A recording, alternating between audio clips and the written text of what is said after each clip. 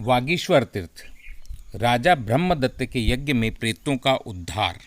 वागीश्वर इक्कलबारा ग्राम में वागेश्वर तीर्थ के नाम से भगवान शिव का अत्यंत सुंदर मंदिर है। मार्कंडेय जी ने इस तीर्थ के महात्म्य के बारे में कहा है। नर्मदा के उत्तर तट पर वागीश्वर नाम का एक पुर है। वहाँ वागु नाम वाली नदी नर्मदा के साथ मिली है। उस संगम में जो स्नान करते हैं वे स्वर्ग को जाते हैं और जो उस संगम में मरते हैं वे मुक्त हो जाते हैं।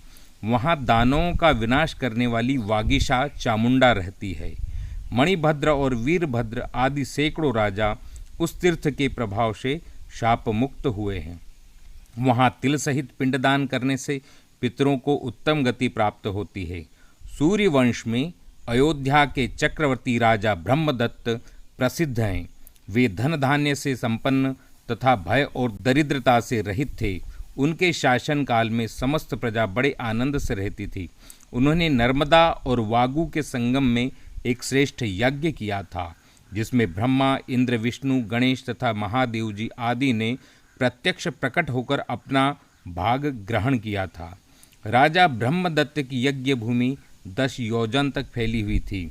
उनका यह यज्ञ स्वारोचिष मनवंतर के आदि कल्प वाले सत्ययुग में हुआ था।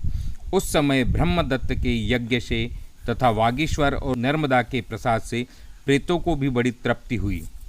वे प्रेत पहले के वानप्रस्थ ऋषि थे।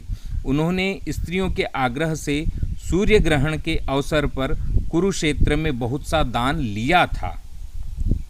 इसी से वे प्रेत भाव को प्राप्त हुए थे। प्रेत होने पर भी उन्हें पूर्वजन्म का स्मरण बना रहा। अतः एकांत में बैठकर वे अपने विषय में इस प्रकार शोक करने लगे। अहो, जिनके लिए हमने प्रतिग्रह स्वीकार किया वे हमारे पुत्र, पत्नी, भृत्य और भाई बंधु तो ज्यों के त्यों बने हुए हैं। वे उस प्रतिग्रह के आग में दग्ध नहीं हुए। हम अकेले ही उस दान लेने की आग में जल रहे हैं। यमदूतों से पकड़े हुए प्राणियों के साथ उनके माता पिता, भाई बंधु, स्त्री, पुत्र और धन आदि भी नहीं जाते। एकमात्र धर्म ही उनका साथ देता है।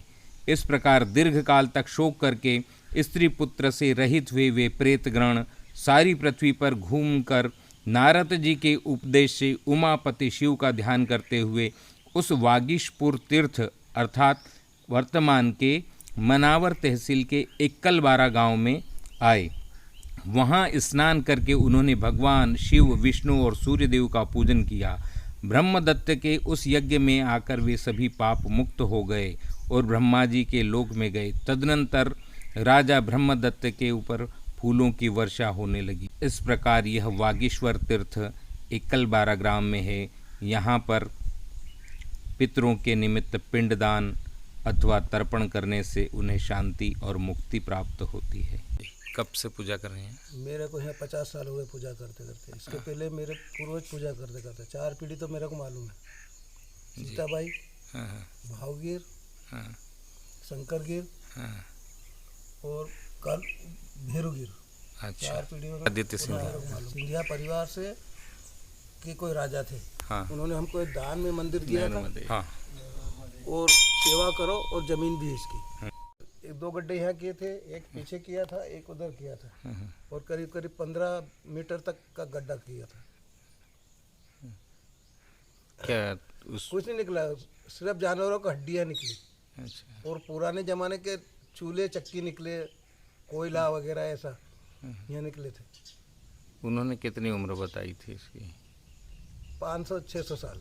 अच्छा। वस्तुतः ये मंदिर स्वारोचिष मनवंतर का है, इसके पूर्व का। हाँ, सही बात। 2 युग का।